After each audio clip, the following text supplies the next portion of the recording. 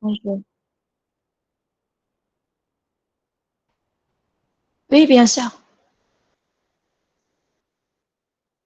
sans frais.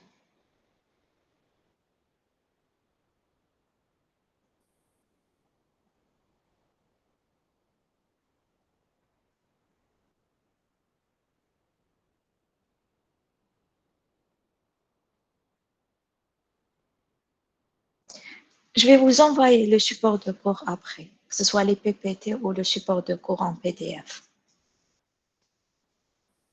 D'accord, madame.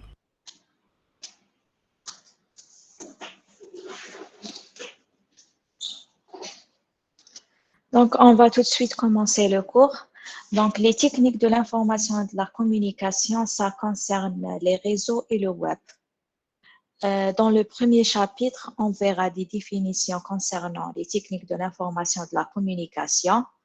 Le deuxième chapitre concerne les réseaux informatiques, comment on fait une installation réseau, quels sont les réseaux, quel est l'intérêt et les objectifs des réseaux, quels sont que ce soit les supports câbles ou outils d'interconnexion utilisés dans les réseaux. Le troisième chapitre, ça concerne le modèle OSI, qui est le modèle théorique le plus utilisé dans les installations réseau. Le quatrième chapitre concerne l'adressage. Le cinquième chapitre, ça concerne l'Internet et le sixième chapitre, ça concerne l'Internet et le web.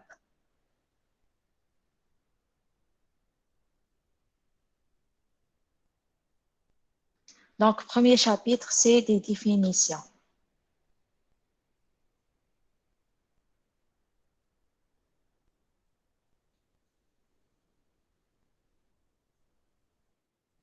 Donc, c'est quoi les techniques de l'information et de la communication? Les techniques de l'information et de la communication regroupent l'ensemble des outils mis en place pour manipuler,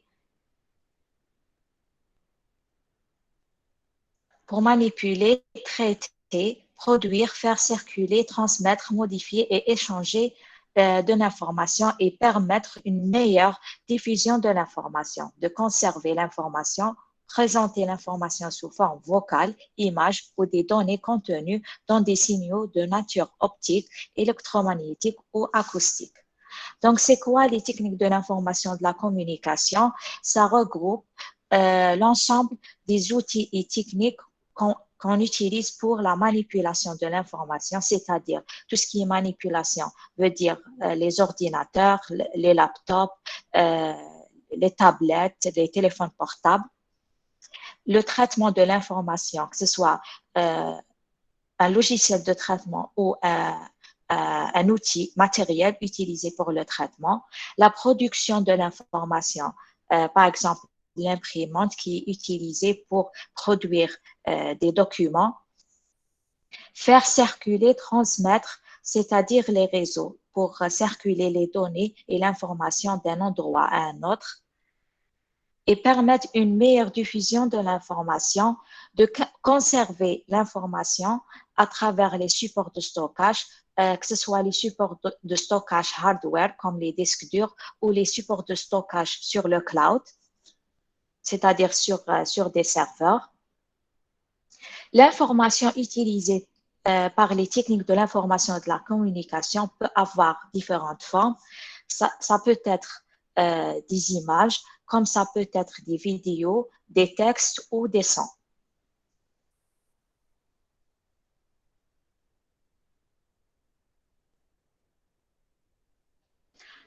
Donc, les techniques de l'information et de la communication, c'est l'ensemble des outils matériels, c'est-à-dire hardware ou logiciels, software, mis en place pour et permettre aux utilisateurs de faire quoi? Un, la communication et la transmission. Ça englobe tout ce qui est réseau, l'accès aux sources d'information, c'est-à-dire les applications comme les navigateurs pour accéder à l'information sur le web, le stockage de l'information à travers les supports de stockage, la manipulation de l'information à savoir l'utilisation des laptops, des ordinateurs, des tablettes, des téléphones portables, des serveurs, scanners par exemple, la production de l'information en utilisant par exemple une imprimante ou par exemple pour produire une information image, par exemple les appareils photonumériques ou les logiciels de production, par exemple les logiciels de montage, par exemple les logiciels montage utilisés pour les vidéos. L'information, elle peut être sous différentes formes, par exemple, elle peut avoir un format texte comme les documents Word ou PDF, ou image, ou interface graphique, ou sous format d'un son, ou sous format d'une vidéo. Les techniques de l'information et de la communication utilisent des techniques de l'informatique et de l'Internet, des techniques de l'audiovisuel, le multimédia et la télécommunication. On verra la définition de chaque technique plus tard.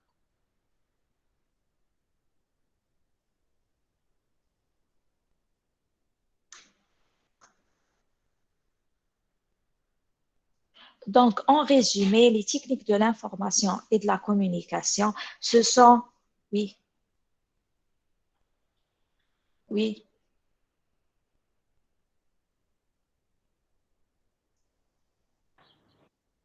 il n'y a pas de demande. J'ai reçu aucune demande. Je suis en train de les accepter au fur et à mesure. Mais pour l'instant, il n'y a rien. Et le mythe n'est pas encore plein. Donc, les techniques de l'information et de la communication englobent toutes les techniques utilisées pour le traitement de l'information, quelle que soit la forme de l'information, que ce soit forme texte ou vidéo, image ou son.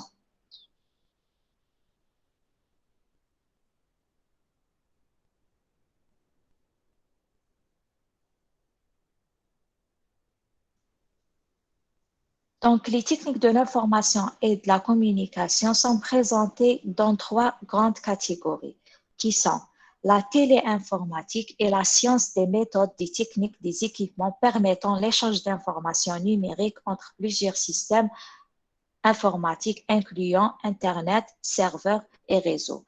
Donc, la téléinformatique, ça englobe toutes les techniques, les méthodes, les outils, les équipements, les appareils qu'on peut utiliser pour traiter et échanger l'information, mais sous format numérique. Est-ce que j'autorise l'enregistrement? Les gens qui ont un lien vers le Meet, donc ils n'ont pas besoin d'être autorisés au Meet, mais je pense qu'il y a des gens dont je n'ai pas reçu d'email, donc j'ai partagé le lien vers le Meet. Mais si normalement, je dois avoir la demande pour accéder au Meet.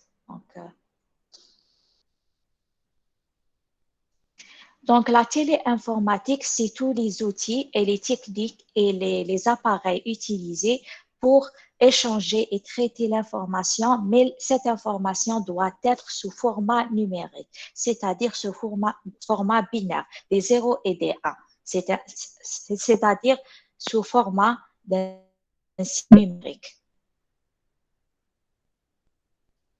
La télé, comme les équipements et les techniques utilisés sur Internet, utilisés par les serveurs et les ordinateurs en général et les réseaux. La télécommunication est le domaine où les systèmes communicants ne sont pas nécessairement informatiques, c'est-à-dire l'information n'est pas sous format numérique. Oui.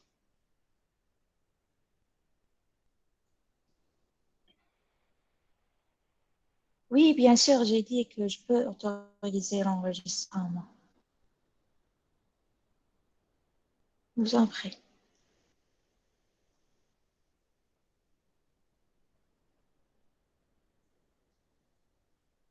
Est-ce qu'il y a encore des étudiants qui n'arrivent pas à accéder au Meet?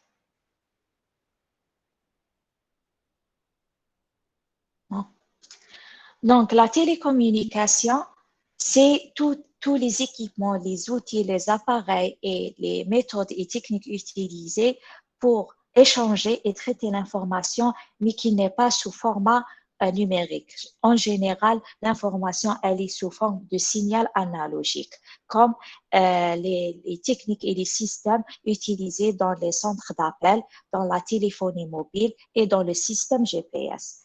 Quelle est la différence entre un signal numérique et un signal analogique? Comme montré dans la figure, un signal numérique, c'est un signal carré, c'est-à-dire c'est un signal qui a que deux valeurs ou deux amplitudes, 0 et 1. Le signal analogique, c'est un signal qui a plusieurs valeurs, c'est-à-dire plusieurs amplitudes. L'amplitude, c'est la hauteur, c'est l'axe Y. L'électronique, c'est les composants et les équipements du grand public. Par exemple, la télévision, les ordinateurs, les lecteurs, les DVD.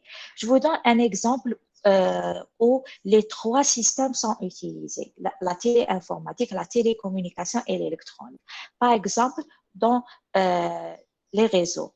Par exemple, pour quelqu'un qui veut avoir Internet chez lui, on a l'opérateur ou le fournisseur d'Internet, il va vous donner un modem. Le modem, le rôle de modem, c'est de transformer le signal analogique vers un signal numérique. Donc, la ligne qui se trouve avant le modem, qui vient de l'extérieur, elle contient un signal analogique. Ça appartient à la télécommunication. Après, la ligne qui vient après le modem, c'est-à-dire à domicile, à l'intérieur de la maison, ça appartient à la téléinformatique puisque ça utilise un signal numérique. Et le rôle du modem, c'est de transformer le signal analogique vers un signal numérique.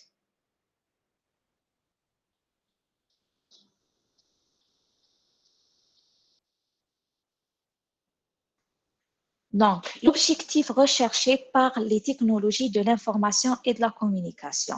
Le premier objectif, c'est la connectivité, c'est permettre à plusieurs types d'ordinateurs utilisant des logiciels différents de communiquer entre eux. Donc, le premier objectif de ces TIC, c'est permettre aux ordinateurs de communiquer. La modularité, utiliser un ensemble restreint d'appareils généraux, une implantation simple, solution générale qui peut être installée facilement selon différentes configurations. Une implantation simple, par exemple l'installation d'un réseau, quel que soit l'endroit exactement. Il y a quelqu'un qui a mentionné le concept de modulateur, démodulateur, c'est la transformation avec laquelle se fait la technique à travers laquelle se fait la transformation d'un signal analogique vers un signal numérique. Donc, une implantation simple, qui dit implantation simple, c'est-à-dire qu'on peut faire une installation, par exemple, réseau, quel que soit l'endroit. Par exemple, on veut installer un réseau local, quel que soit l'endroit, que ce soit une entreprise, à domicile, dans une école, dans un campus de l'université, ça va suivre les mêmes protocoles et ça va suivre les mêmes techniques d'installation. Une utilisation facile, disponibilité d'outils de communication librant les utilisateurs de la connaissance de la structure de réseau. Une utilisation facile, par exemple, un utilisateur d'Internet. Généralement, un simple utilisateur d'Internet, je ne parle pas d'un informaticien qui s'y connaît dans le domaine, un simple utilisateur d'Internet, en général, il accède sur Internet à travers un navigateur, mais il ne connaît pas exactement comment le réseau Internet est structuré, comment ils ont fait pour faire l'installation d'Internet, quels sont les équipements utilisés, comment les différents outils et appareils sont connectés sur Internet. La fiabilité, la détection et correction d'erreurs. Par exemple, dans un réseau, on doit s'assurer que les données arrivent sans erreur. et on doit s'assurer que les données arrivent complètes. Si un réseau n'est pas fiable, c'est-à-dire un réseau qui n'arrive pas à détecter les erreurs, ou c'est un réseau qui ne permet pas le transfert de données d'une manière complète. Une mise à jour aisée permet au réseau d'évoluer et d'être modifié selon les besoins des utilisateurs et des nouveaux équipements. Par exemple, si on a une installation réseau dans une entreprise et on veut ajouter un poste, par exemple, il y a un nouveau employé et on veut l'intégrer dans le réseau de l'entreprise, on doit intégrer le nouveau utilisateur dans le réseau sans modifier toute l'installation du réseau. C'est ça la mise à jour aisée.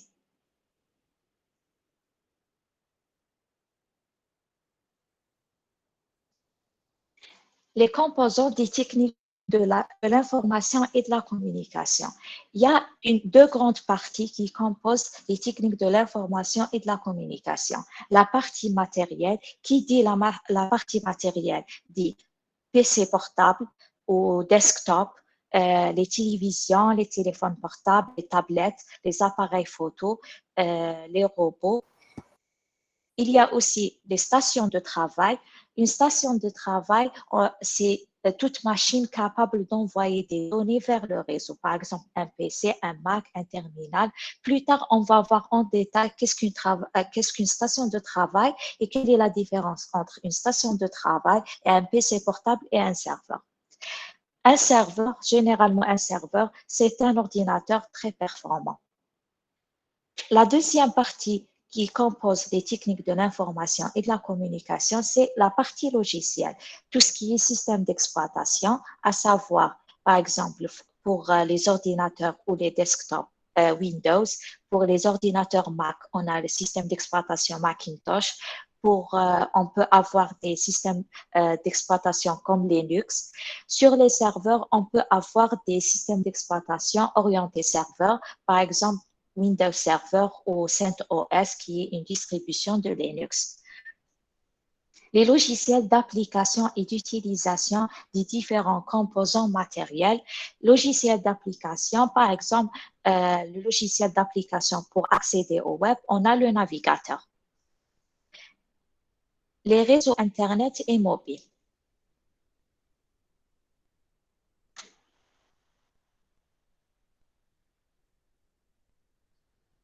Les caractéristiques des techniques de l'information et de la communication. La première caractéristique, c'est la rapidité. Dans la réalisation des activités, le temps perdu pour le déplacement des agents n'aurait plus de place au sein de l'entreprise. Donc, les techniques de l'information et de la communication, leur objectif est de permettre ou d'assurer la rapidité. Par exemple, avant la création des réseaux. Par exemple, si une entreprise a plusieurs sièges et les sièges se situent dans différents endroits, pour transmettre l'information à un endroit vers un autre, il y avait un agent qui prenait les documents et se déplaçait d'un siège vers un autre pour transmettre les données. Maintenant, avec les réseaux, on peut connecter plusieurs sièges entre eux. Par exemple, on met toutes les données dans un serveur base de données et tout le monde peut y accéder, quel que soit son poste et quel que soit le siège où il se trouve. La décentralisation du pouvoir, elle permettrait les agents à recevoir les informations se référant à son domaine grâce au forum de discussion pour arriver à la performance. La décentralisation du pouvoir, c'est-à-dire tout le monde peut avoir un avis et tout le monde peut contribuer au pouvoir. Par exemple, on peut contribuer au pouvoir et on peut contribuer, par exemple, dans les décisions politiques ou économiques à travers les réseaux sociaux, à travers les forums. Un meilleur accès aux informations de tout ordre pour l'ensemble du personnel de l'entreprise et faciliterait le partage de ces informations pour une plus grande performance de l'organisation. Par exemple, dans une entreprise, on peut avoir un ou plusieurs serveurs bases de données où tout le monde peut y accéder à travers son poste.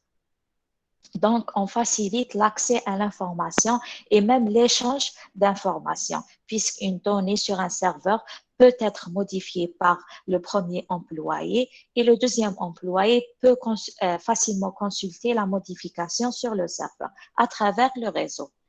La rationalité donnait un avantage pour l'entreprise, surtout pour le partage des informations confidentielles ne concernant que deux niveaux hiérarchiques. Par exemple, dans une entreprise, on a quelques données ou quelques informations qui ne doivent pas être partagées entre tous les départements. Par exemple, il y a des données qui concernent qu'un seul département. Donc, il n'y a que ce département qui a l'accès vers ces données. Ou par exemple, des données confidentielles que, par exemple, que le directeur et son secrétaire doivent connaître, pas tous les employés. Les techniques de l'information et de la communication permettent d'assurer que la rationalité de ces informations.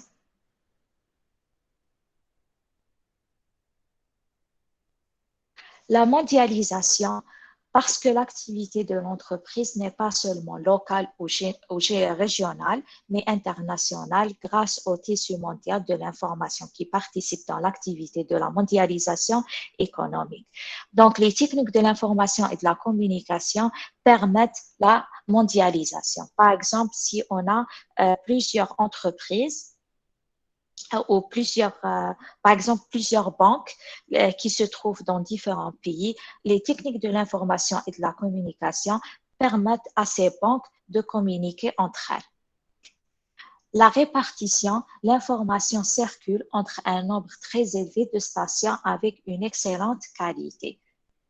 C'est-à-dire, l'information peut être répartie et peut circuler sur les réseaux qui s'étalent sur différentes superficies et grandes superficies sans avoir de problème de congestion ou de problème de transmission.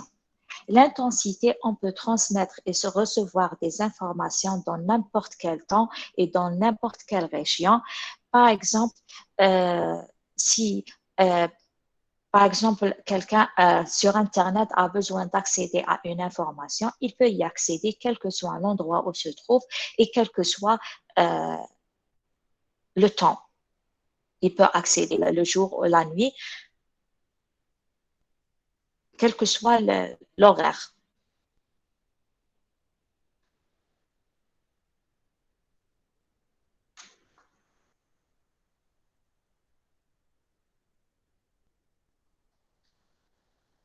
Est-ce que vous avez compris jusqu'à présent?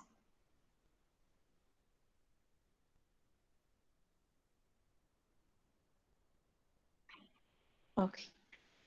Donc, on passe aux techniques de communication. Donc, cette partie du cours, ça sera beaucoup plus une partie qui concerne le marketing digital et la communication, le rôle de la communication et les techniques utilisées dans le marketing digital. Donc, de nos jours, la communication est devenue un élément indispensable, primordial pour tout organisme, que ce soit une entreprise, association, afin de faire connaître le produit au consommateur et qu'il puisse s'imposer sur son marché. Pour cela, chaque organisme doit atteindre ses consommateurs en utilisant les différents médias, TV, radio, presse, affichage ou cinéma, ou d'autres modes de communication, par exemple les promotions de vente, les relations publiques, le marketing direct. Donc, la communication a un très grand rôle pour promouvoir une marque ou une entreprise ou un produit. À travers la communication, qu'un consommateur ou un client cible peut connaître et découvrir la marque ou le produit. La communication se fait à travers différents moyens qu'on appelle les médias, c'est-à-dire la télévision, la radio, la presse, l'affichage, les posters, le cinéma, ou à travers d'autres moyens de communication tels que les promotions de vente, les relations publiques, par exemple les événements, les expositions, ou par exemple les visites à domicile.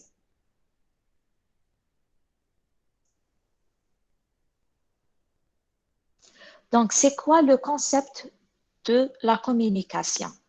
Donc, la communication est l'action de communiquer, établir une relation avec autrui, de transmettre quelque chose à quelqu'un.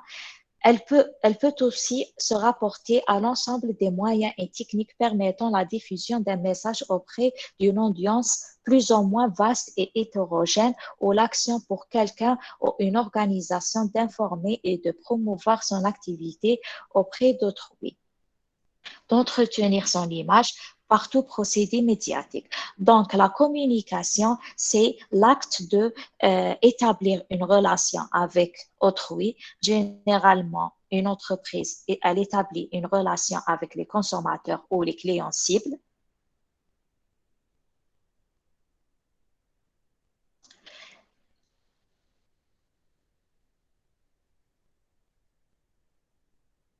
Cette audience ou les consommateurs ou les clients cibles, euh, il- ça peut être une grande catégorie, ça peut être une petite catégorie.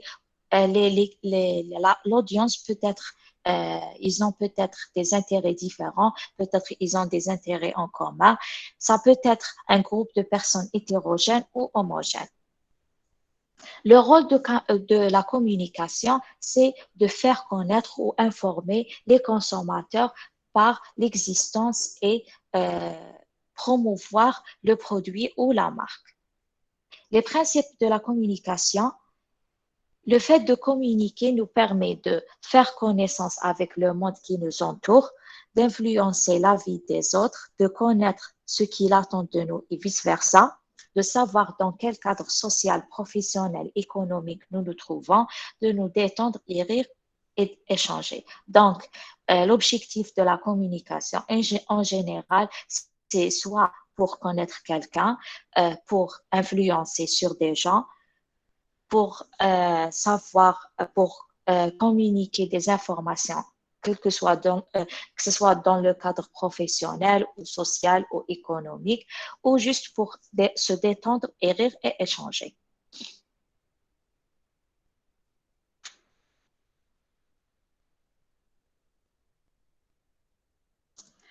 Donc, l'objectif de la communication, les objectifs de la communication correspondent aux réactions que l'on attend du récepteur. Donc, en général, par exemple, si on a une marque qui va lancer un produit, généralement, cette marque va passer par trois étapes de communication. La première étape ou le premier stade, c'est le stade cognitif.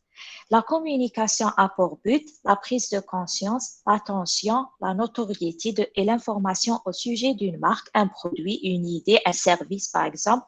À ce stade, la communication est avant tout informative, influencer la vie des autres. Dans ce stade, par exemple, si une marque lance un produit, dans le stade cognitif, le but, c'est d'informer les consommateurs et les clients cibles de la création et du lancement de ce produit. Donc, c'est juste donner des informations. Par exemple, on donne des informations sur le lancement d'un produit. On donne des informations sur, par exemple, le lancement d'un point de vente. C'est juste informer les clients ou les consommateurs de la présence d'un nouveau produit. Dans le stade affectif, c'est de modifier ou renforcer l'image du produit en agissant sur les attitudes ou les opinions, que ce soit pour un produit ou une marque. Dans le deuxième stade, on essaie de jouer sur les émotions du client, c'est-à-dire on essaie de le convaincre que le produit lancé ou le produit exposé a des avantages et des inconvénients par rapport aux produits qui existent sur le marché. Généralement, dans le stade affectif, on utilise plusieurs techniques. Si, par exemple, le produit a été lancé sur un site en ligne, par exemple, on fait un beau design du site web. Ça va entrer dans le stade affectif. Par exemple, on offre un bon service client. Par exemple, des gens qui peuvent communiquer aux clients et essayer de leur convaincre que le produit de cette entreprise a plusieurs avantages et bénéfices par rapport aux produits qui existent sur le marché. Le troisième stade, c'est le stade comportemental. Son but est de modifier les comportements en provoquant l'achat et l'essai.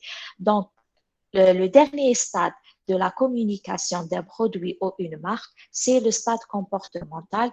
Là, le vendeur, il essaie de convaincre les consommateurs ou les clients d'acheter le produit. Comment on peut essayer un client, essayer de convaincre un client d'acheter un produit? Par exemple, euh, euh, en lui donnant un échantillon, par exemple, en lui donnant un coupon ou une promotion.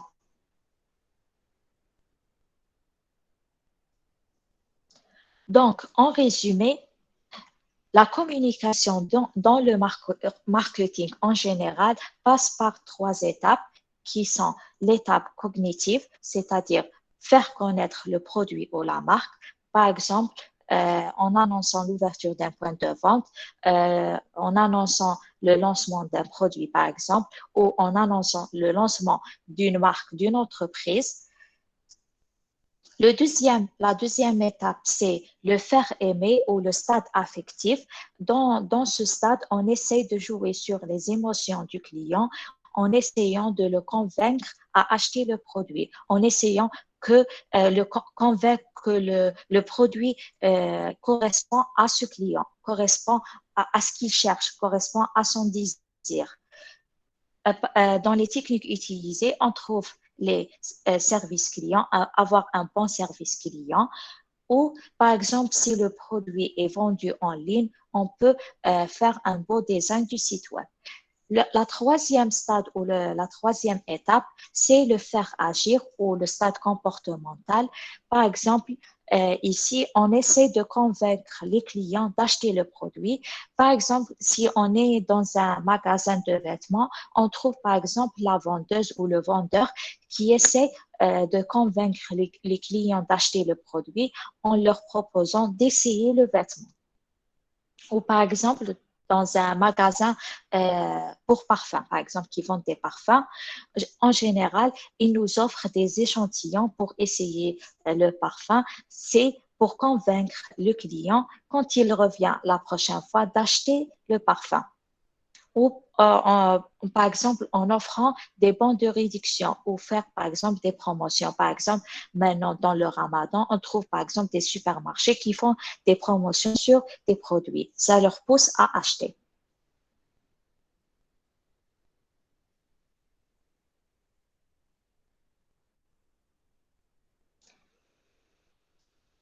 Donc, pour la communication en marketing, il existe plusieurs modèles euh, qui sont suivis. Par exemple, on a le modèle AIDA. Le modèle AIDA, il fait une schématisation théorique des réactions du récepteur, c'est-à-dire des réactions des clients ou consommateurs. Dans le modèle AIDA ou la méthode AIDA, on a la première étape qui est l'étape de l'attention. Ici, on essaie de capter l'attention du consommateur, l'informer sur le produit ou service en présentant un avantage différent des concurrents. L'étape de l'attention de la méthode AIDA appartient au stade cognitif dans la communication. La deuxième étape, c'est l'intérêt, c'est impliquer et intéresser le consommateur. Il se reconnaît dans le discours, on lui parle. C'est-à-dire à travers, par exemple, un service client, on essaie d'intégrer le client et on essaie de le convaincre que le produit correspond à ce qu'il est en train de chercher ou à son désir.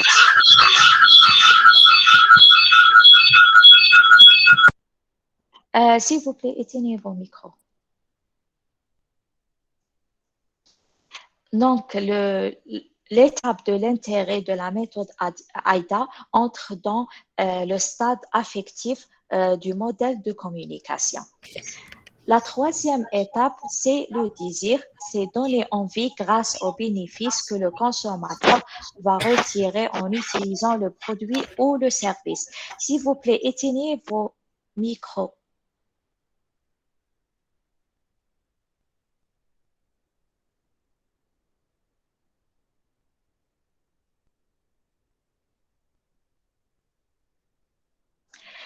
Dans le désir, c'est une étape qui appartient aussi au stade affectif du modèle de communication.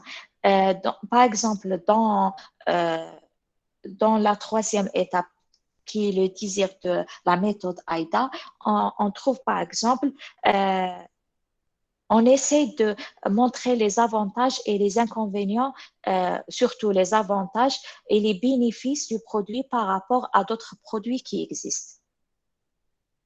La dernière étape de la méthode AIDA, c'est l'action. C'est pour pousser le consommateur à agir, prendre contact, faire essayer ou acheter le produit, comme on l'a dit auparavant.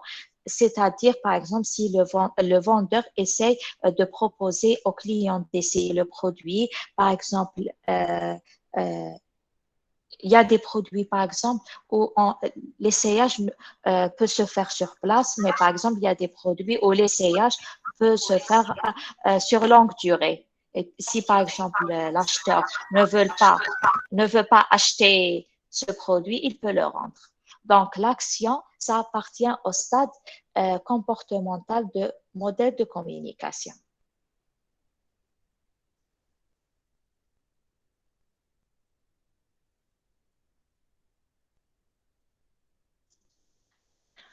Donc, le système de communication.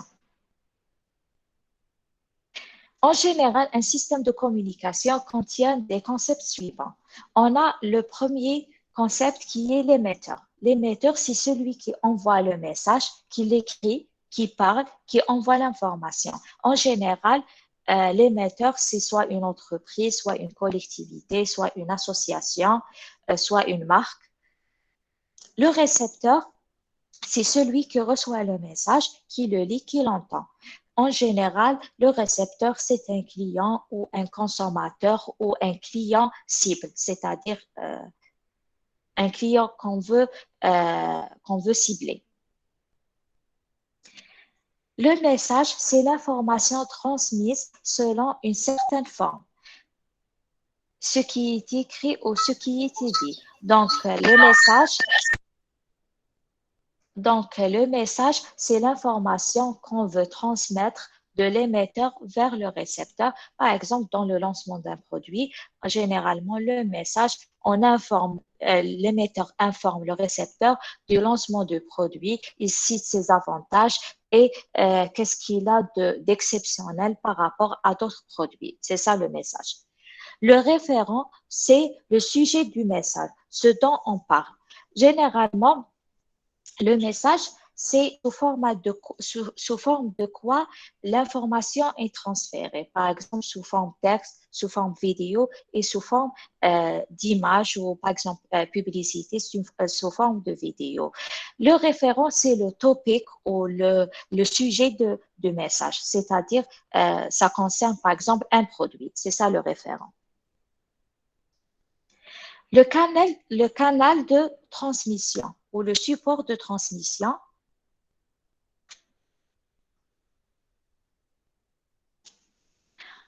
c'est le moyen avec lequel le message va être transmis de l'émetteur vers le récepteur. En général, dans la communication, dans le marketing, le canal ou le support de transmission, c'est les médias, que ce soit les médias écrits comme la presse, les magazines, des posters par exemple, ou médias audiovisuels comme la télévision ou des médias audio comme la radio, ou on peut faire par exemple des, des, euh, des expositions des produits, ou par exemple on fait des visites à domicile.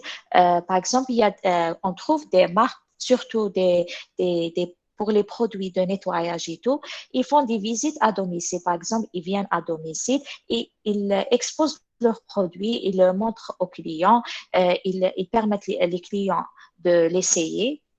C'est un moyen de communication ou c'est un type de canal. Un feedback, le feedback, c'est la réponse du récepteur au message de l'émetteur. Dans une communication, on peut avoir un feedback comme on peut ne pas avoir un feedback. En général, dans le domaine du marketing, le feedback, c'est le taux d'achat. Il est quantifié par le taux d'achat.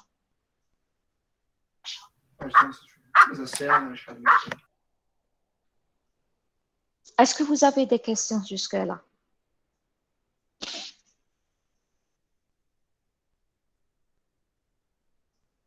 Non. Donc, en résumé, dans la communication, on a un émetteur. L'émetteur, il a un message à transférer. Qu'est-ce qu'il va faire? Il va coder ce message et le transférer sur un canal. Le canal, c'est généralement les médias. Le récepteur, il va recevoir ce message, il va le décoder et il va avoir une réponse. Après, cette réponse, il peut la transférer à l'émetteur. Dans ce cas, l'émetteur a un feedback, comme il peut ne pas la transférer à l'émetteur. Dans ce cas-là, l'émetteur n'a pas de feedback. Sur le canal de transmission, le message peut rencontrer un bruit ou des interférences.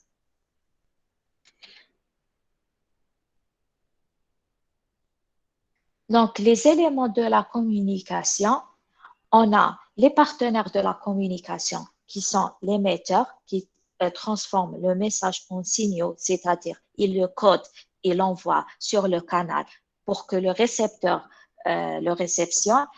Et on a le récepteur, c'est celui qui reçoit les signaux, les reconstruit le message et essaye de le comprendre. Les vecteurs, on a le message.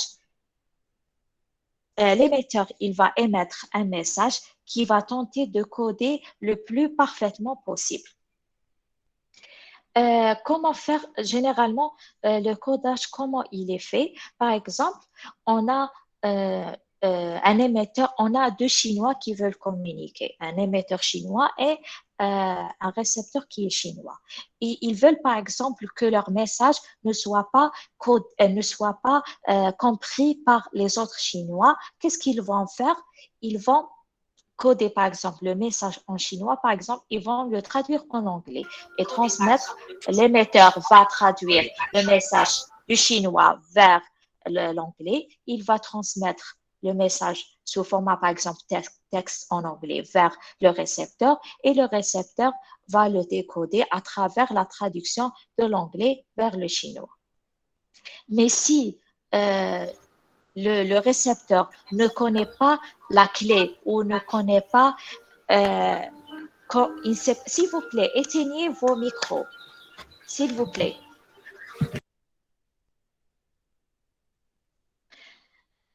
Par exemple, si le récepteur ne connaît pas le code ou la clé du codage, il ne peut pas décoder le message. C'est pour ça que dans cet exemple, le récepteur qui est avec le chinois, il doit comprendre l'anglais pour pouvoir faire la traduction du message de l'anglais vers le chinois. Les médias, c'est le deuxième vecteur dans les éléments de la communication, c'est les médias, c'est le moyen ou le support à travers lequel le message est transmis, généralement la télévision, la presse, les magazines, les panneaux publicitaires.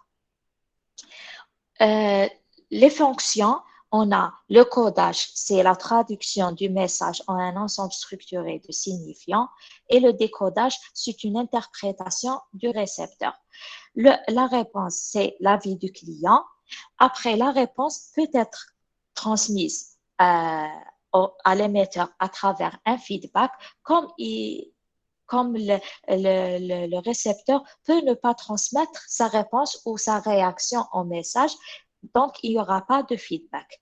Le feedback, on a deux types de feedback. Un feedback immédiat, par exemple dans une conversation directe, on a généralement un feedback immédiat. Ou le feedback retardé, par exemple dans le marketing, par exemple si il y a quelqu'un, il y a une entreprise qui a un produit, si par exemple elle fait la publicité d'un produit, les récepteurs vont ou les clients vont voir la publicité. Après, le feedback de cette publicité, ce sera le taux d'achat. Combien de gens vont acheter le produit et combien ils vont pas acheter le produit par rapport aux gens qui ont vu la publicité. Un bruit, il peut venir perturber les signaux pendant la transmission.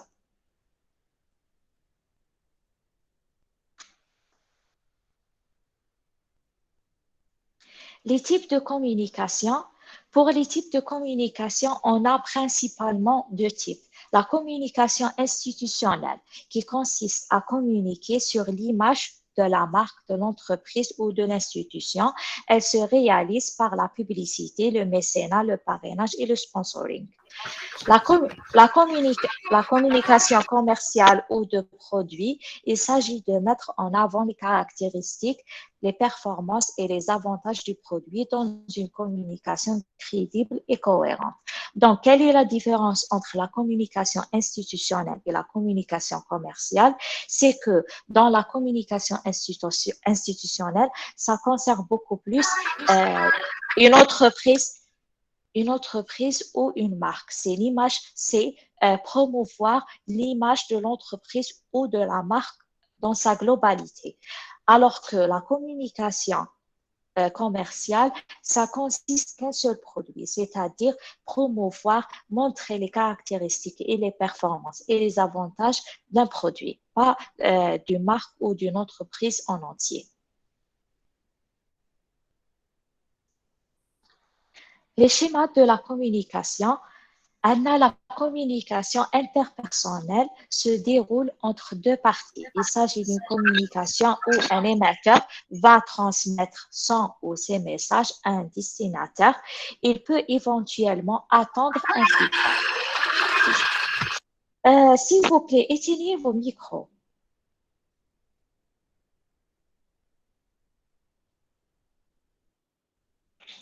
Donc, dans la communication interpersonnelle, on a généralement deux parties qui sont l'émetteur et le récepteur. Par exemple, un patron qui parle à un employé. Donc, il y a un seul émetteur et un seul récepteur. Généralement, dans ce type de communication, on a un feedback parce que quand un patron parle à son employé, l'employé va automatiquement et immédiatement le répondre. Donc, on a un feedback immédiat. Par exemple, on a un commercial téléphonant à un client ou là, un professeur donnant des cours particuliers à un élève par visioconférence. Donc, le deuxième type ou schéma de communication, c'est la communication de groupe. C'est le schéma utilisé lorsqu'un émetteur ou plusieurs émetteurs s'adressent à un ensemble de récepteurs ou un groupe. Généralement, avec l'ensemble de récepteurs ou le groupe, ils ont un intérêt en commun. Il y a quelque chose qui les regroupe. Dans ce cas-là, on peut avoir un feedback comme on peut ne pas avoir un feedback. Un exemple de la communication de groupe, c'est par exemple un manager qui parle à son équipe dans une réunion. Dans ce cas, l'équipe a un intérêt en commun qui est faire une bonne gestion de l'entreprise. Dans ce cas-là, par exemple, si le manager parle à l'équipe, l'équipe va automatiquement répondre le manager. Donc, il y a un feedback et un feedback immédiat. Par exemple, un professeur qui donne un cours à une classe. Ici, dans la classe, les étudiants, ils ont un intérêt en commun, c'est d'apprendre. Par exemple, un autre exemple, c'est un entraîneur de basket qui parle à une équipe durant un temps mort. Et si l'équipe de basket a là un intérêt en commun, c'est par exemple de gagner le match. La communication de masse, qui est le troisième schéma de communication, il s'agit de l'ensemble des communications qui permettent à un émetteur ou un ensemble d'émetteurs de s'adresser au plus grand nombre possible de récepteurs ou à une grande audience, au grand public. L'audience, elle peut être hétérogène, anonyme et ayant des intérêts divers. Par exemple, quand on fait une entreprise qui fait une publicité en télévision, par exemple, l'audience, elle est hétérogène. Par exemple, on retrouve des gens de tout type d'âge, par exemple des adultes, des vieux, des enfants, des adolescents qui vont voir la publicité. Anonyme, en général, une entreprise, quand elle va faire une publicité, elle ne connaît pas les clients qui vont acheter ou voir la publicité. L'audience a des intérêts divers. Par exemple, les gens qui vont voir une publicité sur la télévision, ils ont en général des intérêts divers. Par exemple, il y a des gens qui vont s'intéresser à la publicité. Si, par exemple, la publicité concerne un produit, par exemple, de nettoyage, il y a les femmes, par exemple, qui vont s'intéresser beaucoup plus à la publicité. Par exemple, si il y a une publicité concernant je ne sais pas, des produits par exemple, des laptops ou des ordinateurs, il y a seulement une catégorie d'âge qui va s'intéresser à cette publicité. Donc, l'audience n'a pas forcément un intérêt en commun. Et dans ce cas-là, le feedback, ça sera généralement le taux de vente.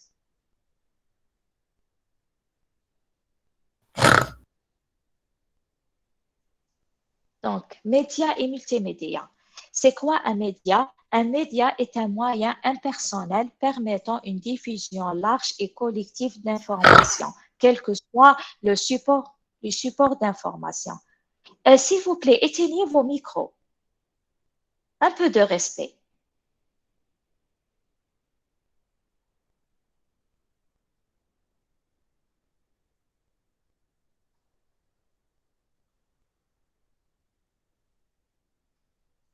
Donc, un média est un moyen impersonnel permettant une diffusion large et collective d'informations, quel que soit le support.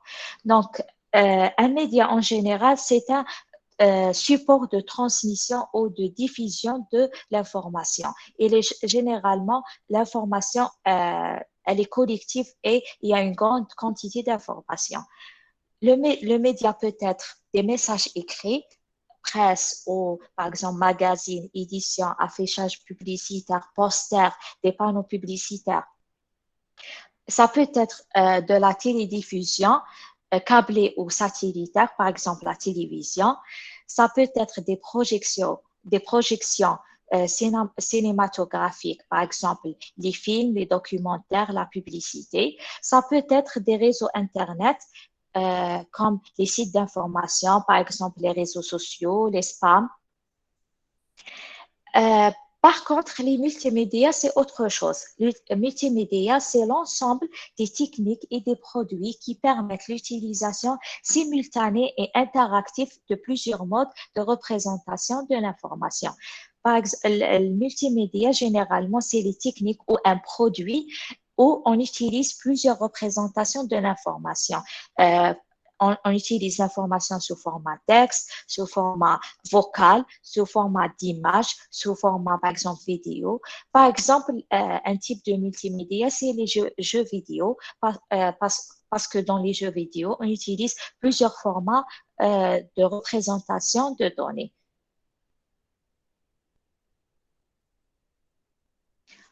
Donc, ça sera tout pour le chapitre 1. Est-ce que vous avez des questions?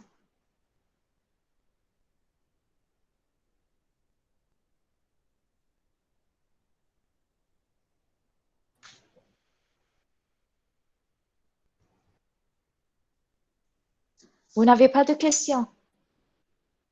Non, madame. Non. Ok.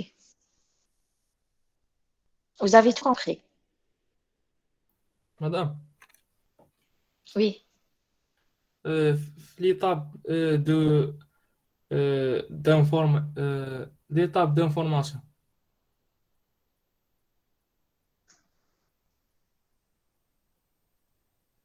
Les étapes de l'information, cognitive, affective, c'est ça? Oui. C'est quoi la Oui. différence de faire aimer et faire agir? Faire aimer, c'est par exemple pour un produit, on essaye de citer les avantages d'un produit. Par exemple, on essaie de convaincre le client que le produit lui correspond. Oui, Par exemple, un produit, je vous donne un exemple, par exemple, un aspirateur. Dans le stade affectif, on va essayer de, par exemple, dire que l'aspirateur peut aspirer toute une maison euh, sans, euh, sans être rechargé une autre fois. Ou par exemple, on dit que l'aspirateur, il est très rapide, il est très léger. Par exemple, pour essayer de jouer sur les émotions du client, on dit par exemple, si par exemple, il y a une cliente qui est une maman, on lui dit par exemple, même si vous portez votre bébé, vous pouvez aspirer parce que l'aspirateur est léger ou il est facile à manipuler. Donc, le vendeur essaye de montrer que ce produit, c'est ce que la femme ou la maman est en train de rechercher. Dans la dernière étape, par exemple, l'étape comportementale, par exemple, le vendeur peut proposer à la cliente d'essayer elle-même le produit. Elle peut l'essayer sur place, comme par exemple, il peut lui dire, tu peux prendre le produit et l'essayer pendant 3 jours. Si ça ne te convient pas, tu vas le rendre. C'est ça la différence entre les deux. Est-ce que vous avez compris? Est-ce que tu peux me donner un autre exemple? Je vous donne un autre exemple. Euh,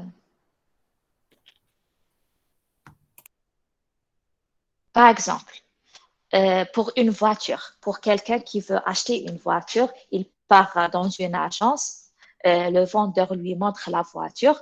Dans la première étape, qui est le stade cognitif, par exemple, il y a une marque qui a lancé une nouvelle voiture. Quand le client vient, le vendeur lui montre, le client lui dit, je veux acheter une voiture. Le vendeur lui dit, voici un nouveau modèle. Il lui montre, il l'informe de l'existence d'un nouveau modèle. Dans le stade affectif, le vendeur va faire quoi? Va demander au client de voir les options qui existent dans la voiture. Par exemple, il lui montre, je ne sais pas, par exemple, la voiture, elle est, par exemple, il y a un modèle qui est manuel, un modèle qui est automatique. Ou là, par exemple, elle a une fenêtre le toit, par exemple. Ou là, par exemple, les fenêtres s'ouvrent d'une manière automatique. C'est de montrer les caractéristiques ou les avantages de la voiture. Dans le troisième stade, par exemple, il lui demande, par exemple, vous pouvez essayer la voiture, vous pouvez faire un tour avec la voiture. Donc, quand le vendeur en général, quand il voit que le client commence dans le deuxième stade, qui est le stade affectif, quand il voit que le client commence à s'intéresser au produit, il essaie de le convaincre à acheter le produit, par exemple, en lui suggérant d'aller essayer faire un tour avec la voiture. Par exemple, dans d'autres pays, par exemple au Canada, ils ont le droit de prendre la voiture, essayer, par exemple, pendant 3 mois, 4 mois. Si ça ne leur plaît pas, ils vont le rendre à l'agence et prendre une autre voiture. Est-ce que vous avez compris? Seulement, seulement essayer le produit. Il n'y a pas. Non, ça peut être. Non, il y a d'autres moyens, pas seulement essayer un produit. Par exemple, euh, si par exemple c'est un produit, par exemple avoir des réductions ou par exemple pour une voiture, par exemple le vendeur peut dire au client que vous pouvez acheter la voiture par crédit par exemple ou vous pouvez, on est par exemple le vendeur dit par exemple, l'agence elle est conventionnée avec une banque et vous pouvez faire un crédit bancaire pour payer la voiture. Est-ce que Mais vous il avez propose compris? des offres. Il Ah nous oui, madame. Oui. propose des offres.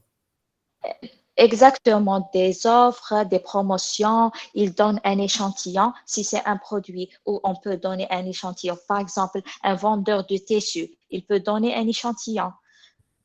Oui, d'accord. Donner des coupons, faire des promotions, des réductions. Par exemple, si je ne sais pas, un produit de nettoyage et il contient 5 litres, on fait une promotion, on a 2 litres de plus.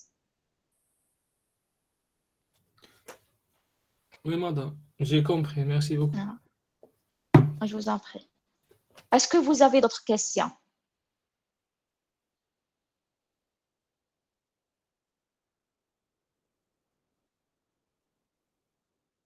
Il n'y a plus de questions?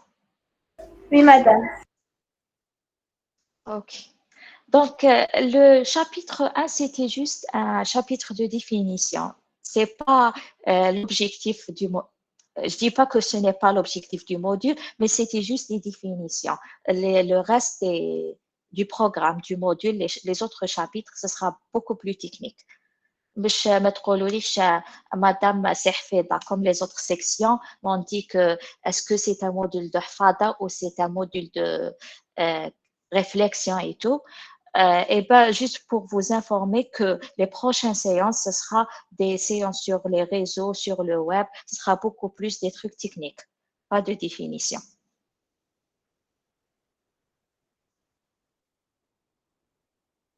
Madame, Madame, Oui.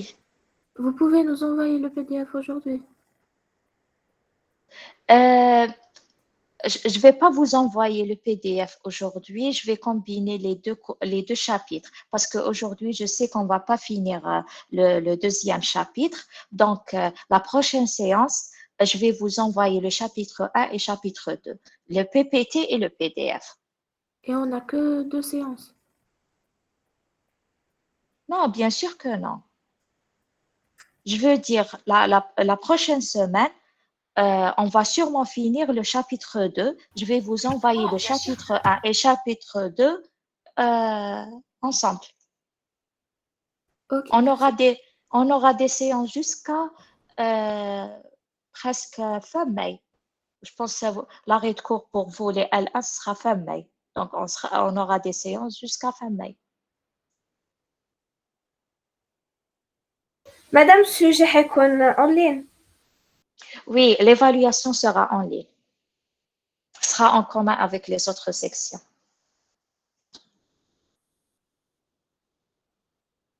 D'accord. OK. Est-ce que vous avez d'autres questions? Madame, est-ce que Madame, apprendre les définitions? Apprendre. Oui. كيفاش هذه apprendre? Bon, Vous n'avez pas à apprendre les choses. C'est des connaissances. Vous les lisez. Vous allez voir plus tard les autres chapitres, ce sera beaucoup plus technique. Vous allez comprendre les choses, pas les apprendre. D'accord? d'accord. Il y avait une autre question. madame, l'examen يكون كلشي On ne sait pas encore, mais ça sera des questions au choix. On ne sait pas encore, mais il y aura sûrement des trucs que c'est. d'accord. Il y aura des calculs. Après, on va faire le chapitre 3 sur l'adressage. On a des trucs de calcul.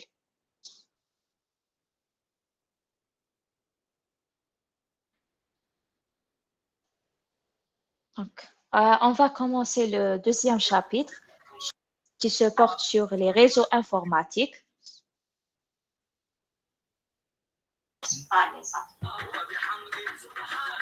S'il vous plaît, éteignez vos micros. Donc, qu'est-ce qu'un réseau informatique ou network? C'est un ensemble d'ordinateurs et de terminaux ou des périphériques autonomes libres connectés entre eux et qui sont situés dans un certain domaine géographique pour échanger des informations numériques selon des règles bien définies. Donc, c'est quoi un réseau informatique? C'est un ensemble d'ordinateurs et de terminaux. Est-ce que vous savez qu'est-ce qu'un terminal? Non, madame. Oui.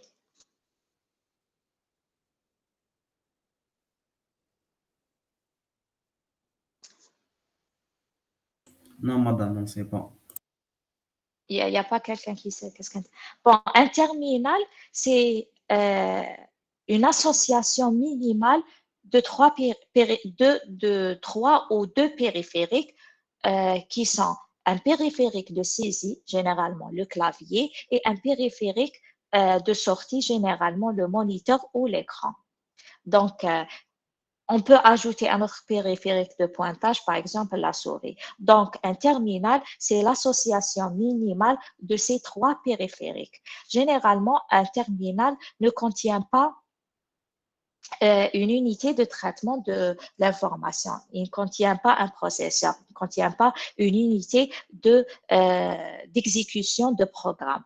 Un terminal, c'est juste une interface entre l'homme et la machine pour saisir des commandes à la machine. Donc, les terminaux sont nés avec la naissance des premiers ordinateurs, parce que les premiers ordinateurs, on avait des machines géantes qui elles étaient connectées entre elles et pour que l'utilisateur peut exécuter son programme ou peut exécuter ses commandes sur ces machines, il devait avoir une fenêtre ou un périphérique ou un appareil d'accès à ces machines. Cet appareil, c'est le terminal. Le terminal, c'est tout simplement un ordinateur, généralement les anciens ordinateurs, c'est avec l'écran, les background noir et l'écriture en blanc, et le clavier avec lequel il va saisir les commandes.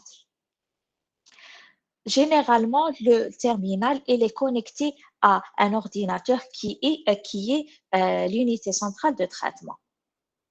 Le terminal et l'ordinateur en général sont connectés soit directement, soit à travers un réseau. Mais en génie logiciel, par abus de langage, on dit un terminal tout ce qui est une fenêtre d'invite de commande. Par exemple, sur Windows, on a le CMD qui est une fenêtre dans laquelle on peut accéder, on peut saisir des commandes qui peuvent être exécutées sur notre machine. Sur Linux, on a l'invite de commande qui est externe. Je ne sais pas si vous le connaissez. Par exemple, dans les ordinateurs Mac, on a par exemple un terminal qui s'appelle terminal. C'est juste une fenêtre dans laquelle l'utilisateur peut saisir des commandes pour manipuler et gérer l'ordinateur. Un périphérique, généralement, c'est un dispositif qui a une fonctionnalité ou qui rajoute une fonctionnalité à un ordinateur.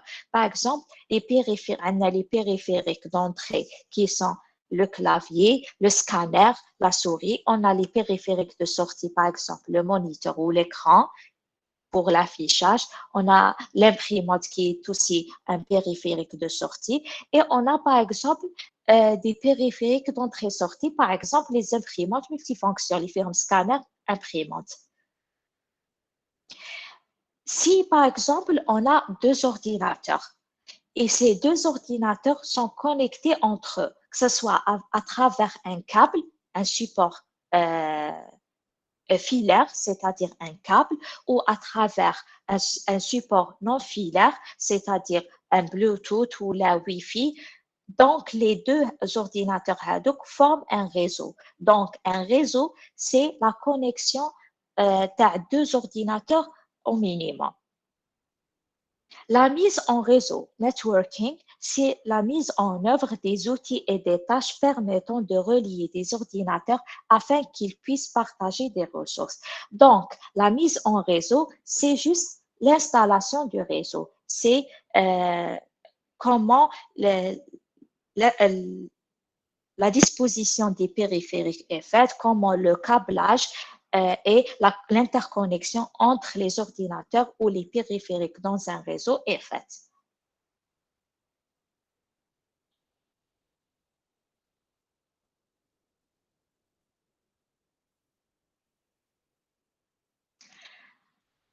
L'évolution des réseaux informatiques sont nés du besoin de faire communiquer des terminaux distants avec un site central puis des ordinateurs entre eux. Dans un premier temps, ces communications étaient juste destinées au transport de données informatiques, alors qu'aujourd'hui, on se dirige plutôt vers des réseaux qui intègrent à la fois des données informatiques, mais en plus la parole et la vidéo.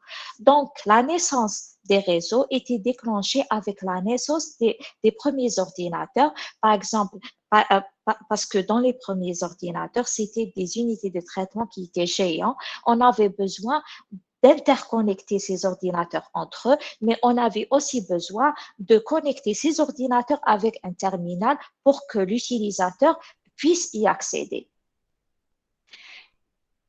C'était les réseaux informatiques. Mais après, avec le temps, on a commencé à avoir d'autres types de réseaux, par exemple les réseaux non informatiques, par exemple les réseaux de parole.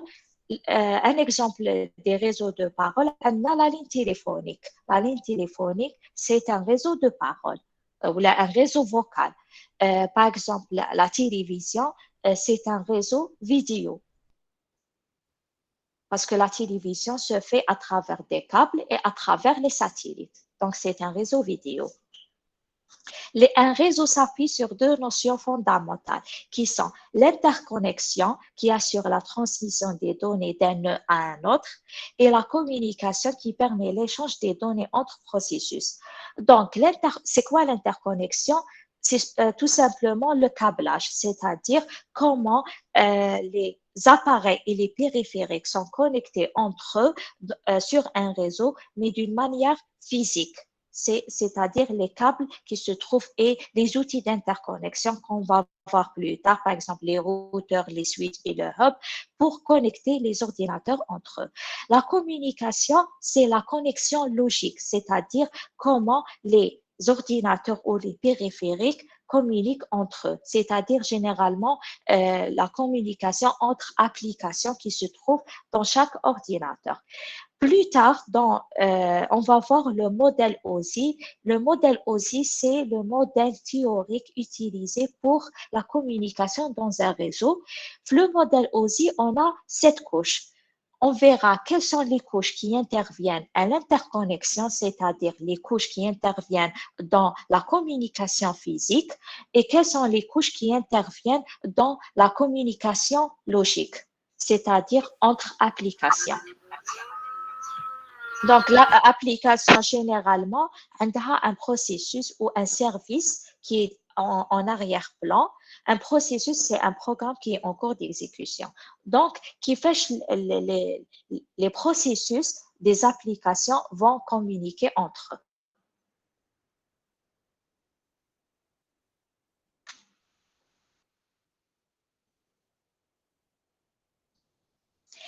Quelques terminologies en réseau.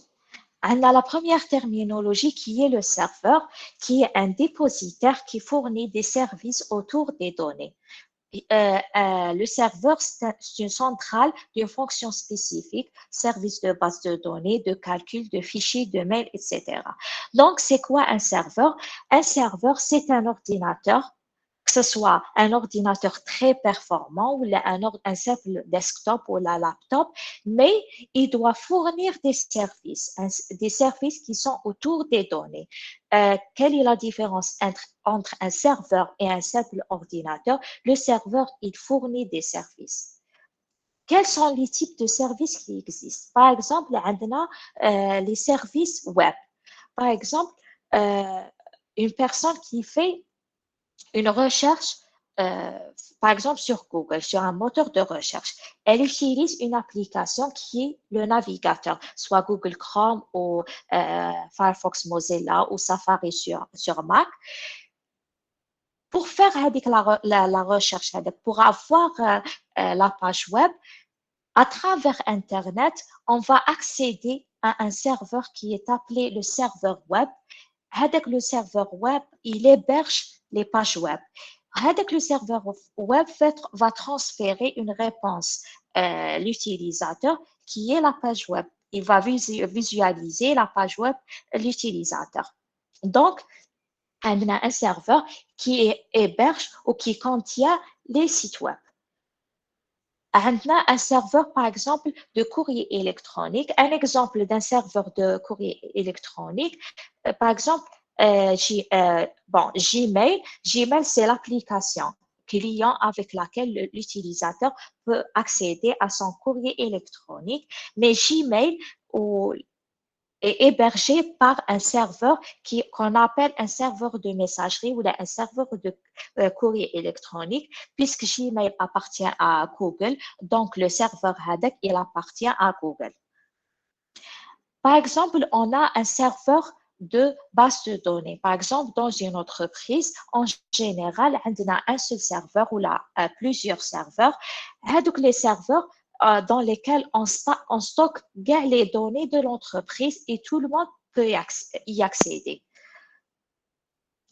Faire tourner les applications, par exemple, si on veut, par exemple, tourner un jeu, le jeu, il nécessite une bonne carte graphique très performante et on peut pas maintenant un laptop qui a une carte graphique. Par exemple, on peut utiliser un serveur qui a une bonne carte graphique comme un serveur de calcul pour faire tourner le jeu.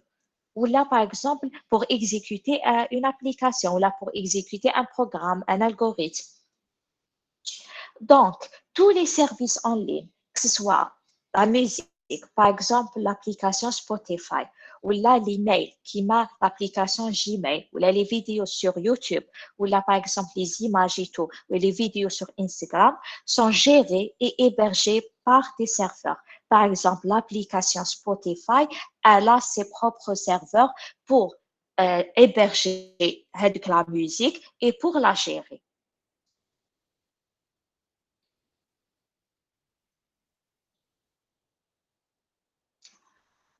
Donc, relation client-serveur.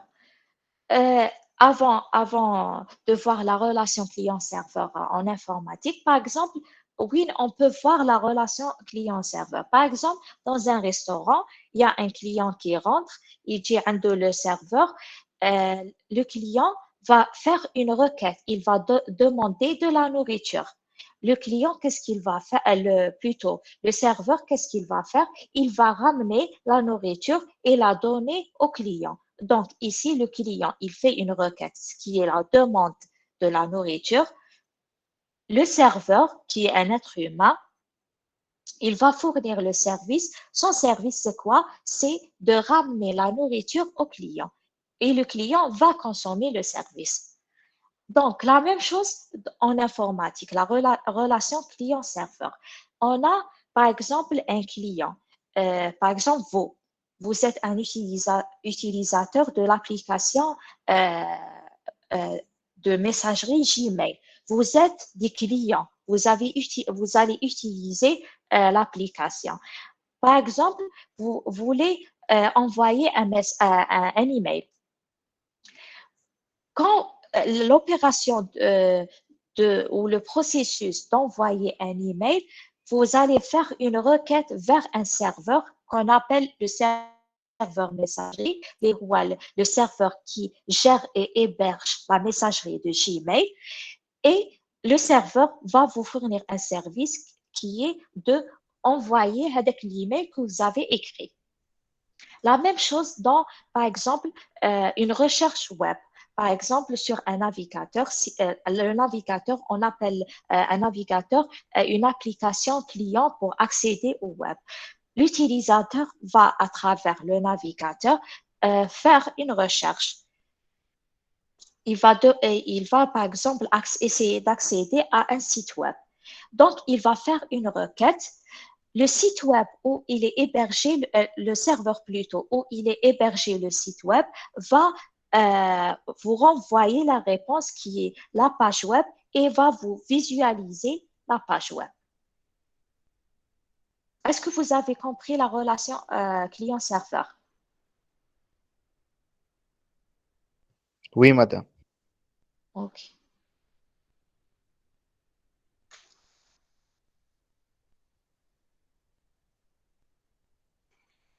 Il y a juste une remarque que le client lui-même peut être un autre serveur.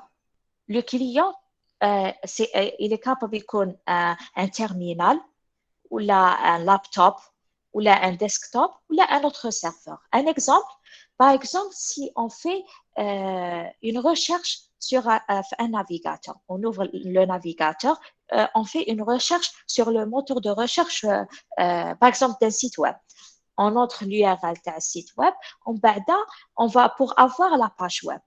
Généralement, la première relation client-serveur, c'est la relation entre l'utilisateur qui demande à accéder à la page web et le serveur web où la page web est hébergée. Par exemple, si la page web contient une base de données, contient des images, contient des vidéos, contient par exemple des documents à télécharger, le serveur web lui-même va faire une autre requête vers un autre serveur qu'on appelle le serveur base de données qui contient les données. Et le serveur base de données va fournir avec le service, c'est de renvoyer les bases de données vers le serveur web. Et le serveur web, donc quand il a la page web et il a toutes les données, il va envoyer une réponse au client qui est l'utilisateur. Et on a fait la recherche, par exemple, la demande d'accès au site web. Donc, dans ce schéma-là, on a deux relations client-serveur. La première relation client-serveur, c'est la relation entre l'utilisateur lambda et le serveur web. Et la deuxième relation client-serveur, c'est la relation entre le serveur web et le serveur base de données. Dans la première relation, le client, c'est l'utilisateur et le serveur, c'est le serveur web. Dans la deuxième relation, le client, c'est le serveur web et le serveur, c'est le serveur base de données. Et on peut avoir une chaîne de relations client-serveur. Par exemple, un serveur base de données qui a besoin, je ne sais pas, par exemple, un serveur web qui a besoin d'un serveur de messagerie, un serveur de messagerie qui a besoin d'un serveur de calcul, et ainsi de suite. Juste pour vous dire que le client peut être un utilisateur comme il peut être un autre serveur. Est-ce que vous avez compris?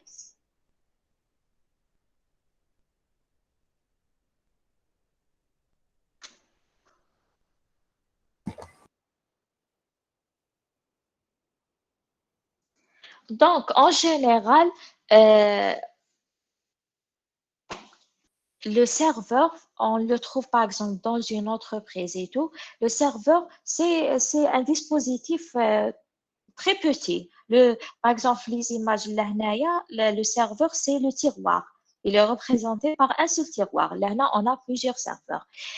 Et les serveurs, en général, ils sont regroupés ou hébergés dans une armoire qu'on appelle une baie. Il y a l'armoire en noir. Elle regroupe plusieurs serveurs. Si par exemple, dans la deuxième image, par exemple, on voit un laptop connecté au serveur, par exemple, on a besoin d'exécuter une application qui demande beaucoup de ressources. Donc, les ressources n'existent pas ne sont pas disponibles sur le laptop.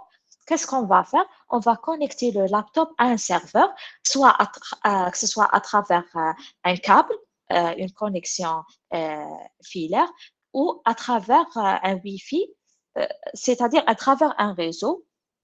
Et on va exécuter le programme, au lieu de l'exécuter sur le laptop, on va l'exécuter sur le serveur. Là, le laptop va jouer le rôle d'un terminal parce que il ne va pas exécuter le programme. C'est juste un périphérique d'entrée-sortie. C'est juste, on va lancer le programme qu'on veut exécuter à travers le laptop, mais le programme sera exécuté sur le serveur. En général, les entreprises ou les banques et tout, en général, les serveurs, les baies de serveurs, on les héberge ou là, on les installe dans des sites d'hébergement qu'on appelle le data center. Data center, c'est un endroit qui doit offrir des services spécifiques. On ne peut pas mettre les serveurs dans n'importe quel endroit parce qu'en général, les serveurs ne s'arrêtent pas. Ils travaillent 24 heures sur 24 et 7 jours sur 7. Donc, le data center ou le site d'hébergement des serveurs doit avoir certaines conditions. Par exemple, le data center doit avoir un système de refroidissement pour éviter les incendies. Sinon, si le serveur il va marcher 24 heures sur 24 et 7 jours sur 7, s'il n'y a pas un bon système de refroidissement, les serveurs vont brûler. Le deuxième service qu'on retrouve le data center, c'est le service de télécommunication et réseau, c'est-à-dire l'interconnexion entre les différents serveurs et l'interconnexion des serveurs avec, par exemple, dans une entreprise, avec les autres postes et les employés. Un autre service offert par le data center, par exemple, le service de sécurité, que ce soit sécurité au niveau physique, par exemple l'accès au data center ou pour éviter les incendies, ou la sécurité, par exemple, des données ou la sécurité du réseau, du transfert des données.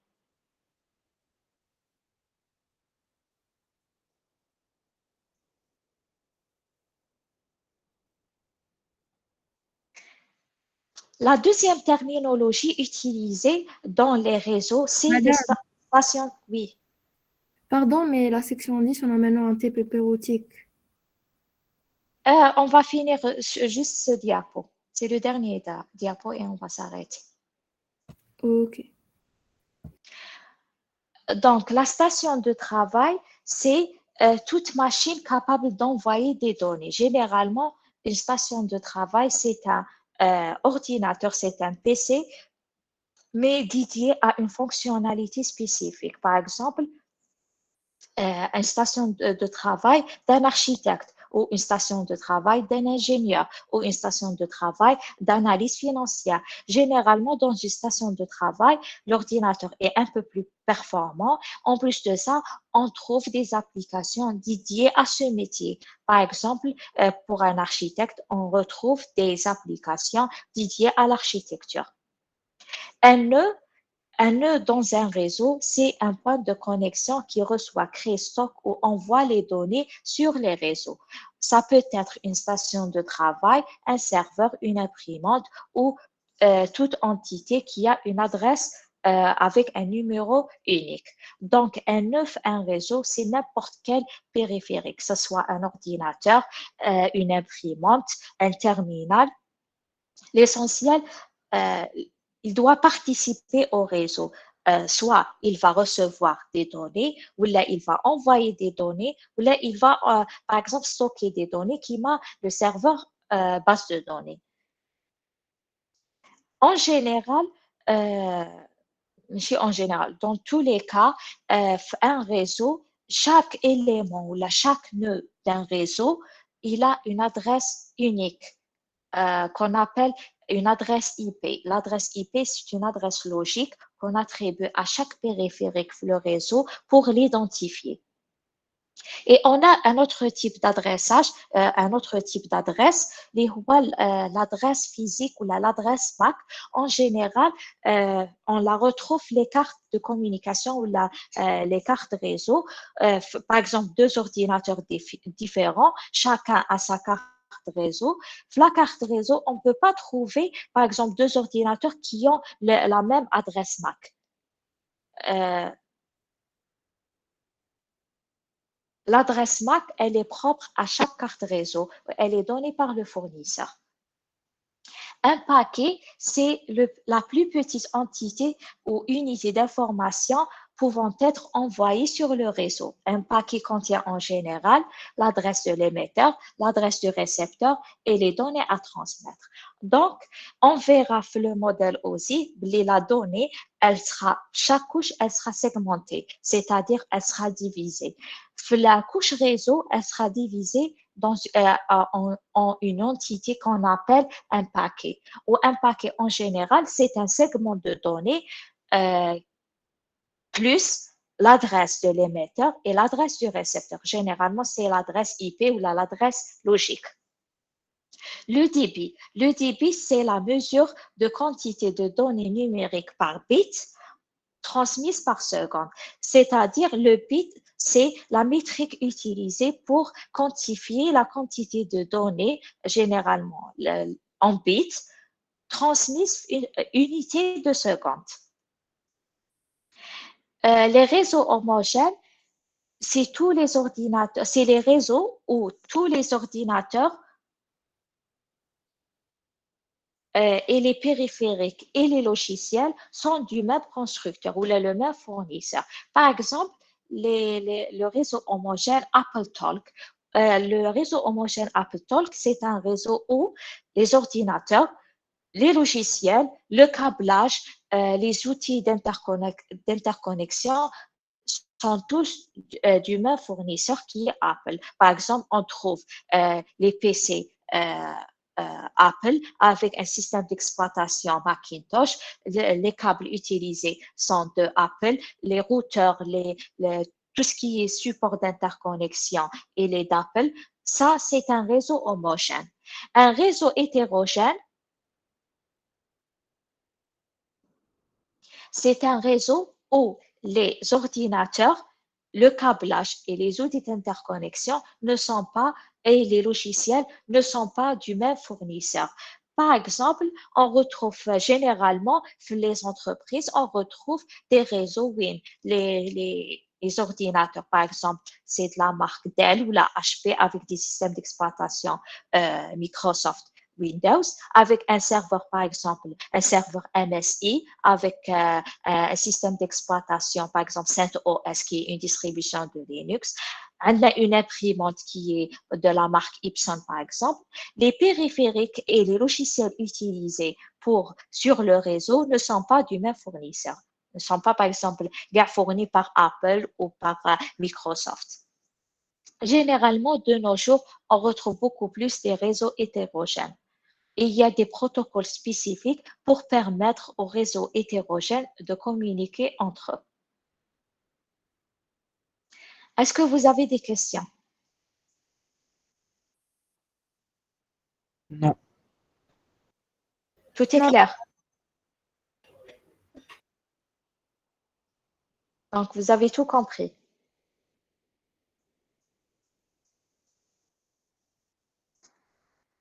OK, donc c'est tout pour aujourd'hui. On va terminer la semaine prochaine, Inch'Allah. Pour le support de cours, je vais créer un compte sur Google Classroom. Je vais partager le support de cours, le PPT et les PDF. Et si, par exemple, vous avez des questions, vous pouvez les poser sur Google Classroom. Si vous avez, par exemple, des choses à partager, des vidéos, ou si quelqu'un veut aider les autres, il peut partager sur Google Classroom. D'accord. D'accord. D'accord, merci. Ah, ok. Donc, ça je vous remercie. Très bien. Merci. Merci, madame. Merci. Après.